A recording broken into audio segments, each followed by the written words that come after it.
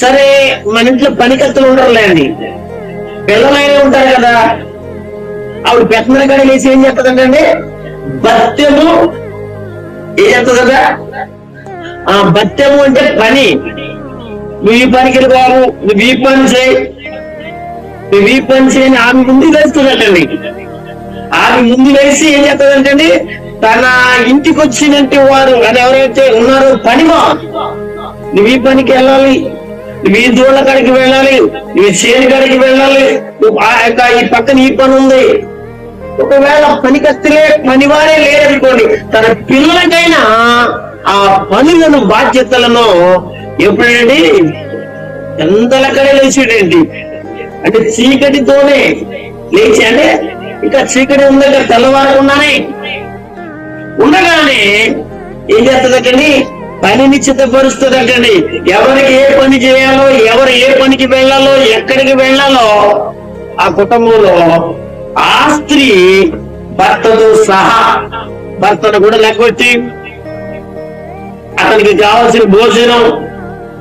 ఇప్పుడేంటంటే ఇప్పుడేంటి వెళ్ళాలంటే భార్య రిపోర్ట్ ఏం చేస్తారు, టీ కాసి టిప్పులు పెట్టి పనికి పంపిస్తారు. అప్పుడు టీ టిప్పులు లేవు.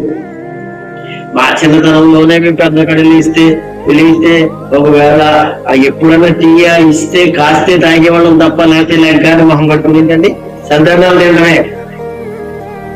లేకపోతే ఆ యొక్క పిల్లలు లెక్క ముందు భోజనం సిద్ధపరిచి ఉండి ఆ పక్కనైతే అది భర్త, పిల్లలు, ఆ పనివారు, లేకపోతే వీళ్ళందరికి పెట్టిన తర్వాత వాళ్ళకి ఆ పనులకు వెళ్ళడానికి ఆ స్త్రీ చేసింది. చూడండి, స్త్రీ పాత్ర కుటుంబంలో ఎంత బాగైంది అనుకుంటున్నారు. చాలా మంది స్త్రీని చాలా బలహీనరాలుగా చూస్తారు. తప్పండి. కుటుంబంలో ఆమె భర్త తర్వాత ఒక గొప్ప యజమానురాలు,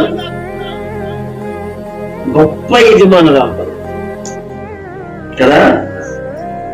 ఏమన్నాడు ఇక్కడ, ఆమె చీకటితో లేచి తన ఇంటి వారికి భోజనం సిద్ధపరచును. తన పనికత్తెలకు ఎవరైతే పనిచేసే వాళ్ళు ఉన్నారో ఇంట్లో బత్తెమును ఏర్పరచును. అంటే పని ఏర్పరుస్తుందండి. చిన్నోడ ఈ పనికెళ్ళు, ఏ అమ్మాయికి ఈ పనికెళ్ళు.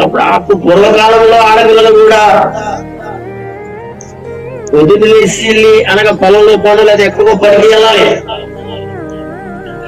గనుక చీకటితోనే మేల్కునేటి భార్యగా ఆమె కనబడుతుంది.